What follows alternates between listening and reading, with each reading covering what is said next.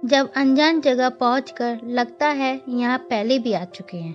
क्या आपको ऐसा लग रहा है कि आप ये पहले पढ़ चुके हैं? ऐसा आपके साथ भी कई बार हुआ होगा। जब किसी नई जगह पर पहुंचते ही लगता है कि आप तो यहाँ पहले भी आ चुके हैं।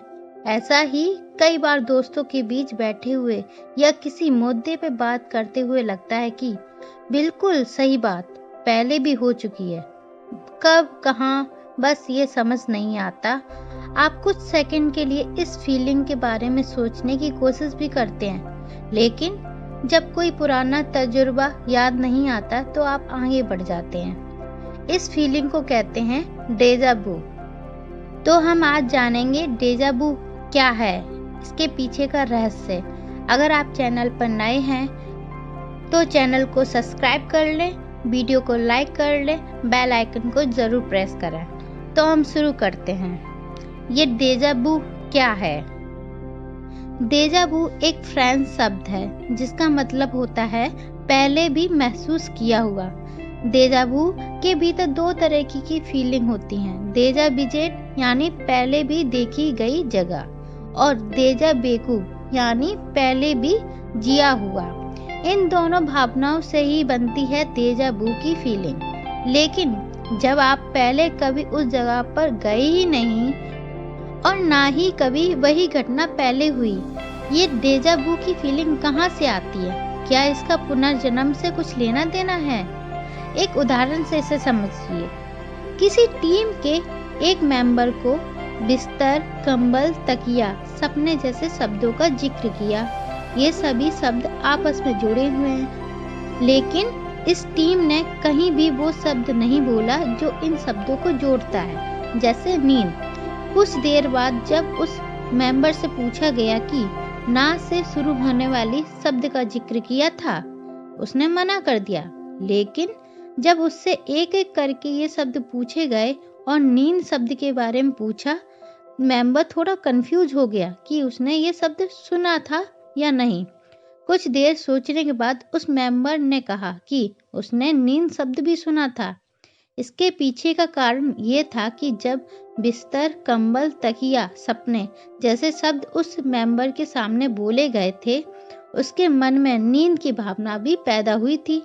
इसलिए नींद शब्द सुनते ही उसे लगा कि वह शब्द भी उसके सामने कहा गया था। दिमाग का ये पूरा खेल है डेजा वू। हमारे दिमाग का सोचने और समझने वाला भाग इस डेजा वू की फीलिंग के लिए रिस्पॉन्सिबल है।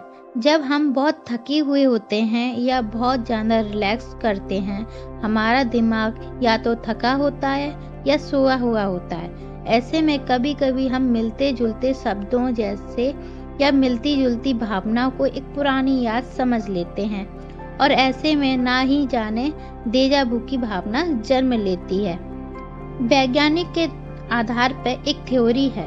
एक लंबे समय से माना जाता था कि डेजा वू हमारे सोचने और याददाश्त वाले हिस्से के काम पर निर्भर करता है। दरअसल हमारे दिमाग में एक बहुत बड़ा सर्किट बॉक्स लगा है। इसमें ढेर सारे अलग अलग कंपार्टमेंट बने हुए हैं। एक कंपार्टमेंट जो हमारी यादों को संभाल कर रखता है, और एक हिस्सा हमें डिसीजन लेने में मदद करता है। कोई हिस्सा हमारे इमोशनल संभालता है, तो कोई हिस्सा हमारे दिन भर के कामों का लेखा जोखा रखता है। डेजा वू के केस में याददाश्त वाले और प्रेजेंट का काम काज संभालने वाले हिस्से पर निर्भर रहता है। यादें यानी पुरानी चीजें जो दिमाग के उस कंपार्टमेंट में जमा है। जब भी यादों वाला बॉक्स खोलते हैं, सारी यादें दिमाग में ऐसे चलने लगती हैं जैसे सच में वो सब हो रहा है। कई बार तो आंखें खुली होने पर भी हमें इस वक्त सामने क्या चल रहा है वो भी नहीं दिखता। दिमाग का वह हिस्सा जो प्रेजेंट में जीता है, वो और यादें वाला हिस्सा एक दूसरे के आगे पीछे चलते हैं। मान लीजिए इन दोनों हिस्सों के बीच में एक शटर है।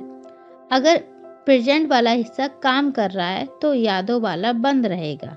अगर यादों वाला खुल गया तो थोड़ी देर के लिए प्रेजेंट वाले शटर को बंद हो जाएगा। लेकिन कभी कभी ऐसा होता है कि दिमाग का प्रेजेंट वाला हिस्सा खुला हुआ है और यादों वाला हिस्सा भी बंद नहीं हुआ।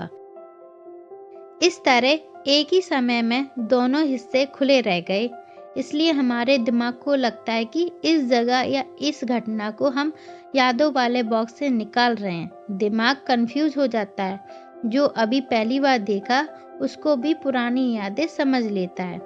तो अगली बार जब भी आपको डेजा वू वाली फीलिंग आए तो घबराइए मत, सांस लीजिए, कुछ सेकंड रुक कर बिना जनरल एनालिसिस किए अपने काम में जुट जाइए।